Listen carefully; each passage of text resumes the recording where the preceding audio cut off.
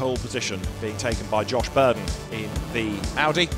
And as the cars accelerated away from the line, Josh Burden it was versus Raffaele Marciello, and it was Marciello on the outside line who made the best start.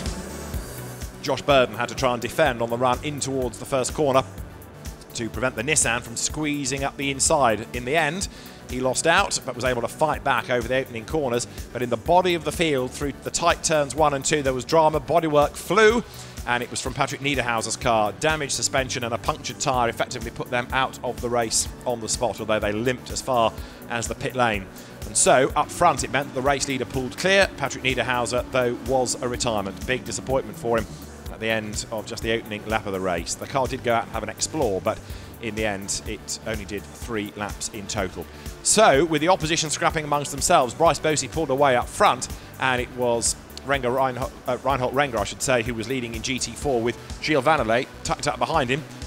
The 2 Mercedes battling early on. This was what happened at turn 1 to cause the demise, really, of the Mercedes. The contact was already there.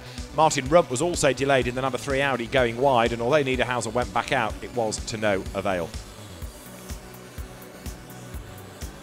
The sister car up front, though, was building the lead all the time, and the battle was on in GT4, where it was still Reinhold Renger keeping at bay Gilles Vannelet with the BMW, the new M4 GT4 in contention as well. Porsche and McLaren falling back over the opening few laps of the race.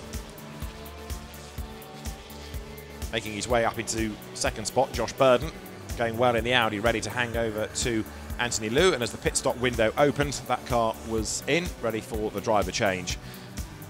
Drama in GT4 as the Mercedes got all crossed up around the front of the BMW. They were battling for position, and the car delayed, but still fought back for a class podium result in the end. Martin Kodrich lost out to number 23 Nissan as a hard-charging Edoardo Liberati got up the inside.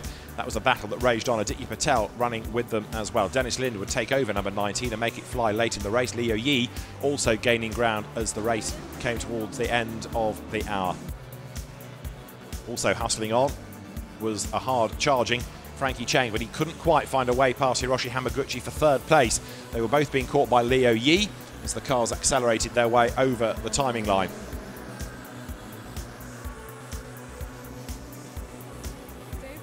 Frankie Chang hard at work. Martin Rump could hardly watch. He was determined to get a first ever Blancpain GT Series Asia podium, but it was out of his hands. Chang needed to find a way past Hamaguchi, as up front it was Bryce Bosey and Raffaele Marciello on target for a dominant win as the car turned its way out of the final corner, blasted across the line, victorious. And so the car came through to score race honours.